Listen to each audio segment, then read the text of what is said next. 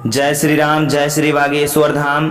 हर हर महादेव। प्रिय भक्तों, आप सभी लोग कमेंट में जय माता दुर्गा देवी, जय माता वैष्णो देवी, जय माता लक्ष्मी देवी अवश्य लिख दीजिए। प्रिय भक्तों, शारदीय नवरात्रि साल 2025 की अष्टमी तिथि सोमवार को पड़ रही है और सोमवार को अष्टमी तिथि पड़ जाए तो आपको व्रत जरूर करना है। और प्रिय भक्तों, व्रत में क्या क्या सावधानियां रखनी है और किन महिलाओं को व्रत भूलकर भी नहीं करना चाहिए, व्रत में हमें माता रानी को क्या अर्पित करना है और क्या नहीं अर्पित करना है, इस वीडियो के माध्यम से संपूर्ण जानकारी प्राप्त करेंगे। प्रिय भक्तों, यदि आप मेरे इस शास्त्र की बातें चैनल पर पहली बार आए हो तो चैनल को सब्सक्राइब कर लीजिएगा और बेल नोटिफिकेशन को ऑल पर प्रेस करके वीडियो को लाइक कर दीजिएगा। और मेरे द्वारा दी गई जानकारी आपको पसंद आए तो आप अपने रिश्तेदारों मित्रों में वीडियो को अवश्य शेयर कर दीजिएगा, जिससे कि आपका भी भला हो जाएगा और आपके रिश्तेदारों मित्रों का भी भला हो जाएगा। प्रिय भक्तों, आज के इस वीडियो में मैं आपको बताया हूँ कि अष्टमी व्रत में दुर्गा माता को क्या अर्पित करें जिससे कि वे प्रसन्न हो जाएं और आपके जन्म जन्मांतर की गरीबी मिटा दें। ऐसा क्या माता जी को भोग लगाएं जिससे कि आपके ऊपर चल रही समस्त संकटों का नाश हो जाए। प्रिय भक्तों, कन्या पूजन कैसे करें, कन्या पूजन को क्या खिलाना है और कन्या पूजन में क्या क्या नहीं खिलाना है, कन्या को क्या दान करना है, इस वीडियो में कन्या यानी कि नौमी तिथि के बारे में भी बात किया गया है, तो वीडियो को पूरा देखिएगा। प्रिय भक्तों, कन्या पूजन का शुभ मुहूर्त क्या रहने वाला है ये भी इस वीडियो के माध्यम से बताया गया है। प्रिय भक्तों, आज के शिव महापुराण के कथा में श्री प्रदीप मिश्रा जी ने बताया है कि अष्टमी तिथि सोमवार को दुर्गा माता का व्रत कैसे करें। संपूर्ण जानकारी आज के इस वीडियो में मैं आपको दूंगा। प्रिय भक्तों, नवरात्रि में आपको अष्टमी तिथि के दिन कौन सा उपाय करना है। नवरात्रि तिथि के दिन यानी अष्टमी तिथि के दिन जो भी भक्त सच्ची श्रद्धा के साथ माता रानी का जयकारा लगाएगा उसका बेड़ा पार हो जाएगा। प्रिय भक्तों, आप लोग कमेंट में जय माता दी तो अवश्य लिख दीजिए, क्योंकि ऐसा माना जाता है कि नवरात्रि में जो भी भक्त सच्ची श्रद्धा के साथ माता का जयकारा लगाता है वह धन धान से परिपूर्ण हो जाता है, उसके जीवन में चल रहे समस्त कष्ट दूर हो जाते हैं। प्रिय भक्तों, यदि आपके घर में पैसा नहीं टिकता है तो आप अष्टमी तिथि के दिन 3 लौंग के जोड़े का उपाय अवश्य ही कर लीजिएगा, क्योंकि अष्टमी तिथि के दिन इसका संयोग बहुत ही कम आता है। प्रिय भक्तों, अब चलिए परम पूज्य गुरु जी श्री प्रदीप मिश्रा जी द्वारा जानकारी को प्राप्त करते हैं। भक्तों, 5 महिलाओं को नवरात्रि का व्रत कभी नहीं रखना चाहिए। माता रानी ऐसी महिला से कभी खुश नहीं होती और घर में हमेशा दरिद्रता का माहौल बना रहता है और इसका असर पूरे परिवार पर बना रहता है। इसीलिए आप जान लीजिए, अगर आपने गलती से भी नवरात्रि का व्रत रख लिया है तो आपका व्रत खंडित हो जाएगा और आपको घोर पाप लगेगा। जान ले कहीं आप भी इन 7 महिलाओं में से तो नहीं हैं। भक्तों, इस वर्ष की नवरात्रि पूरे 9 दिनों तक मनाई जाएगी। ना एक भी दिन कम, ना एक दिन ज्यादा, पूरे 9 दिनों तक मनाई जाएगी। मां भगवती की विशेष रूप से पूजा आराधना की जाएगी। शारदीय नवरात्रि का महापर्व इस बार 2025 में नवरात्रि 22 सितंबर 2025 सोमवार से शुरू होकर नवरात्रि का समापन 2 अक्टूबर 2025 को विजयादशमी के साथ होगा। ऐसे में शारदीय नवरात्रि पर माता दुर्गा की कृपा पाने के लिए कलश स्थापना का शुभ मुहूर्त है और इस बार घट स्थापना का शुभ मुहूर्त 22 सितंबर को घट स्थापना करने का शुभ मुहूर्त सुबह 6 बजे है, 9:09 से लेकर सुबह 8:06 तक है। इस दौरान किसी भी समय घट स्थापना मां दुर्गा की पूजा अर्चना करें। अभिजीत मुहूर्त सुबह 11:49 से लेकर दोपहर 12:38 तक है। आप इन दोनों शुभ मुहूर्त में घट स्थापना कर सकते हैं। भक्तों, अभिजीत मुहूर्त में कलश स्थापना करना बहुत ही शुभ और मंगलकारी माना जाता है। जो भी माता का भक्त नवरात्रों में माता रानी की पूजा शुभ मुहूर्त में करता है तो वह पूजा बहुत ही शुभ और मंगलकारी मानी जाती है। इससे समस्त देवी देवताओं की कृपा प्राप्त होती है और पूजा पाठ का फल कई गुना फल भक्तों को प्राप्त होता है। भक्तों, इस बार के नवरात्रि बहुत ही शुभ और मंगलकारी मानी जा रही हैं। घर में सुख, समृद्धि, धन, दौलत और शांति प्रदान करती है तथा घर से गरीबी और दरिद्रता का नाश करती है। घर में माता रानी का आगमन होता है। लेकिन क्या आप जानते हैं, कुछ ऐसी महिलाएं भी हैं जो इस व्रत को ना रखें तो अच्छा है, नहीं तो आपको माता रानी के क्रोध का सामना करना पड़ सकता है। मान्यताओं के अनुसार आज हम जिन महिलाओं के बारे में बात करने वाले हैं, उन्हें नवरात्र के व्रत से हमेशा दूर रहना चाहिए, नहीं तो आपके साथ कुछ बुरा हो सकता है। आपका पति किसी संकट में आ सकता है। तो चलिए भक्तों, जानते हैं। भक्तों, नवरात्रि का व्रत शास्त्रों के अनुसार अगर आप किसी भी व्रत को दिखावे के तौर पर करते हैं तो यह घोर पाप माना जाता है। ऐसा करने से आप देवी देवताओं का मजाक ही नहीं उड़ाते, बल्कि आप पाप के भागीदार भी बनते हैं। मां भगवती ऐसे लोगों से कभी प्रसन्न नहीं होती, बल्कि उसको बर्बाद कर देती है। मां दुर्गा तभी प्रसन्न होती हैं जब आप सच्चे दिल से उन्हें पुकारें, पूजा पाठ और शास्त्रों का पालन करें।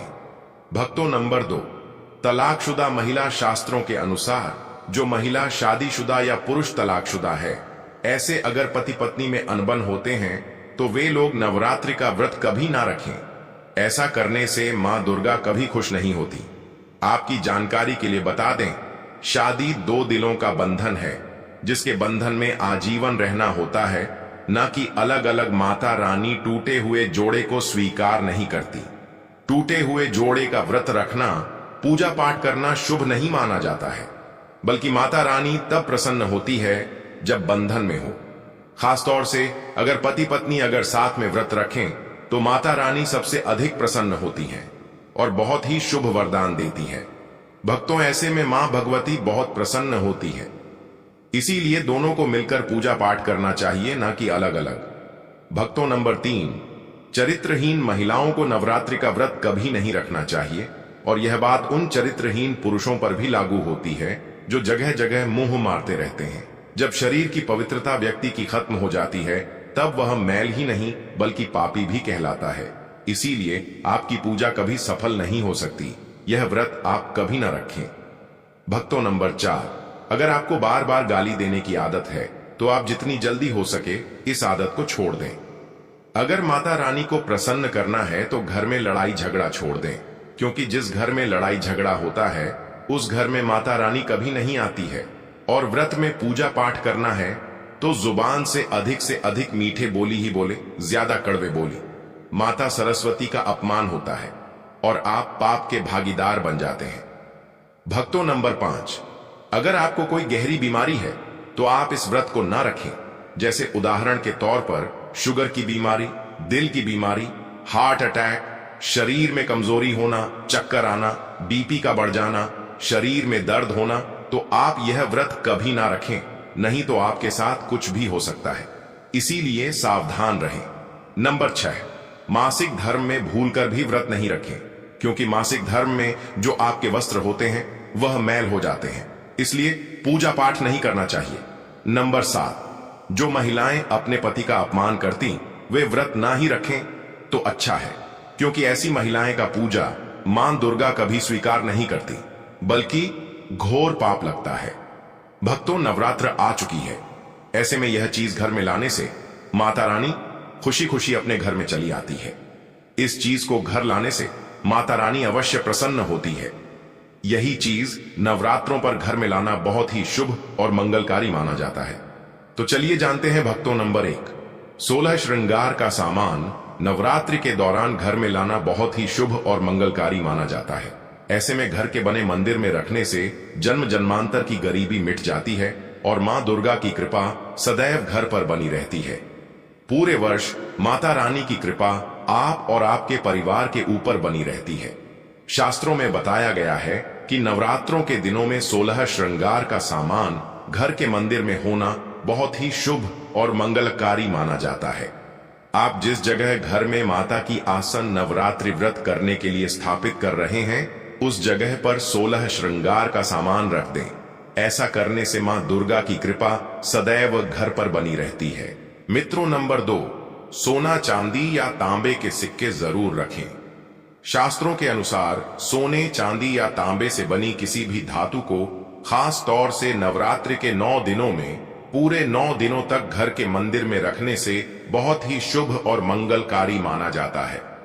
नवरात्रि के दिनों में सोना, चांदी, तांबे घर में लाने से इसका फल कई गुना बढ़ जाता है। इसीलिए सोना, चांदी या तांबे के सिक्के माता रानी के पास अवश्य रखें। इससे माता रानी बहुत प्रसन्न होती है। भक्तों, नंबर 3, शंख और गंगा जल। धर्म शास्त्रों के अनुसार नवरात्रों के अवसर पर शंख घर में जरूर लेकर आए। माना जाता है कि जिस घर के मंदिर में शंख नहीं रखा होता तो वहां पर देवी देवता कभी वास नहीं करते। शंख का सनातन धर्म में बहुत ही बड़ा महत्व होता है। नियमित शंख को बजाने पर कई गुना सकारात्मक ऊर्जा प्राप्त होती है और नकारात्मकता ऊर्जा को नष्ट करती है। धन की देवी मां लक्ष्मी अति प्रसन्न होती है। वहीं धर्म शास्त्रों के अनुसार जिस घर के मंदिर में गंगा जल नहीं होता तो वह घर अपवित्र माना जाता है।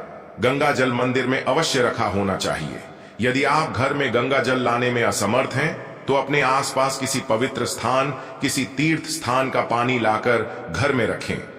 भक्तों, नवरात्रि में मां सरस्वती का प्रिय मोर पंख घर लाकर घर के मंदिर में रखने से कई सारे फायदे हैं।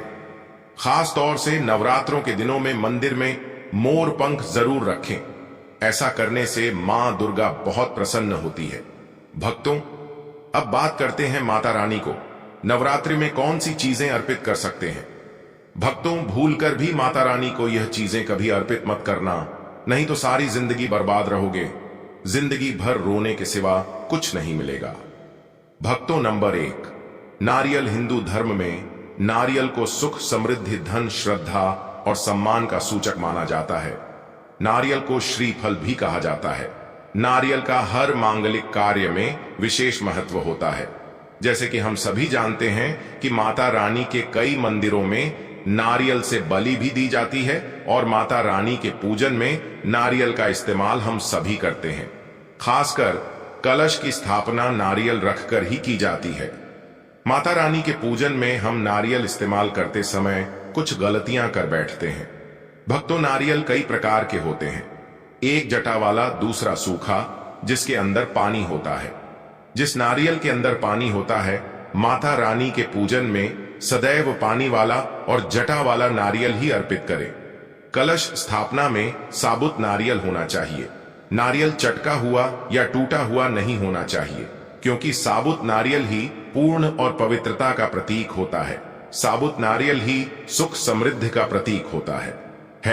साबुत नारियल को ही श्रीफल यानी कि मां लक्ष्मी का फल कहा जाता है। नवरात्रि में माता रानी के कलश की स्थापना करते समय जटा वाला और पानी वाला नारियल ही कलश पर स्थापित करना चाहिए। साथ ही यह ध्यान रखना चाहिए कि नारियल को दैव कलश के नीचे लेटाकर रखना चाहिए। घट स्थापना यानी कलश स्थापना करते समय कभी भी नारियल को खड़ा करके नहीं रखा जाता। नारियल को सदैव लेटाकर ही कलश के ऊपर रखा जाता है। साथ ही नारियल को स्थापित करने से पहले आप नारियल को लाल कपड़े में लपेटकर आप नारियल को कलश के ऊपर स्थापित करें। शास्त्रों के अनुसार कलश के ऊपर जब सही तरीके से नारियल रखा जाता है और सही प्रकार का नारियल रखा जाता है, तभी ही व्रत और पूजन का पूर्ण फल प्राप्त होता है। यह भी ध्यान रहे कि महिलाएं माता रानी को नारियल अर्पित कर सकती हैं, लेकिन कभी भी माता रानी के सामने नारियल को भूलकर भी ना तोड़ें, क्योंकि नारियल बीज रूप होता है। यानी कि नारियल में बीज होता है और स्त्रियां बीज रूप से ही शिशु को जन्म देती हैं। इसीलिए कभी भी महिलाओं को नारियल नहीं तोड़ना चाहिए। भक्तों, नंबर 2, लौंग। हम सभी माता रानी के पूजा में इस्तेमाल करते हैं, लेकिन लौंग का इस्तेमाल करते समय एक बहुत बड़ी गलती कर बैठते हैं। हमेशा ध्यान रखना चाहिए कि माता रानी को कुछ भी सामग्री अर्पित करें, उसके साथ में लौंग अवश्य अर्पित करनी चाहिए। नंबर 3, तुलसी के पत्ते। भक्तों, नवरात्रि में माता रानी को तुलसी के पत्ते अर्पित नहीं करने चाहिए। मां दुर्गा के पूजन में तुलसी पत्र का इस्तेमाल करना वर्जित माना जाता है। तुलसी पत्र के अलावा आंवला भी माता रानी को अर्पित नहीं करना चाहिए और दूर्वा भी माता रानी को अर्पित नहीं करना चाहिए। नवरात्र में आप भगवान गणेश को दूर्वा अर्पित कर सकते हैं। आप भगवान विष्णु जी को तुलसी के पत्ते अवश्य अर्पित कर सकते हैं। लेकिन माता रानी को भूलकर भी तुलसी के पत्ते या दुर्वा अर्पित ना करें। माता रानी को सफेद फूल भी अर्पित ना करें। माता रानी को सदैव लाल रंग के फूल अर्पित करने चाहिए। लाल रंग के फूल माता रानी को अति प्रिय है। भक्तों, खासकर माता रानी को गुलाब और कमल के फूल अति प्रिय है। मित्रों, इन गलतियों से होती है घर में धन की कमी। अगर आप उन लोगों में से हैं जो जिंदगी में पैसे कमाने के लिए बहुत ज्यादा मेहनत करते हैं, हालांकि इस सब के बावजूद भी आपको जीवन में तरक्की नहीं मिल पा रही है, तो वास्तु की कुछ गलतियां इसका कारण हो सकती है। तो चलिए हम आपको कुछ गलतियों के बारे में बताते हैं। वास्तु शास्त्र के अनुसार घर के वास्तु में जरा सी भी कमी रह जाए तो यह सभी सदस्यों के जीवन पर गहरा प्रभाव डालता है। कभी अचानक धन की हानि होती है, तो कभी बने बनाए कार्य बिगड़ने लगते हैं, या फिर कोई बीमार पड़ने लगता है और कितना भी धन आ जाए दिखता ही नहीं है। लगातार मेहनत करने के बाद भी अगर इस तरह की समस्याओं का सामना करना पड़ता है, अगर आप घर में वास्तु से जुड़ी कुछ गलतियां कर रहे हैं, तो इससे आपको काफी परेशानी हो सकती है। आप कर्ज में डूब सकते हैं और घर में दरिद्रता आ सकती है। इसलिए आपको तुरंत नीचे दी गई वास्तु टिप्स को अपना लेना चाहिए। लेकिन उससे पहले अगर आप भी चाहते हैं कि लक्ष्मी माता का आशीर्वाद आप पर बना रहे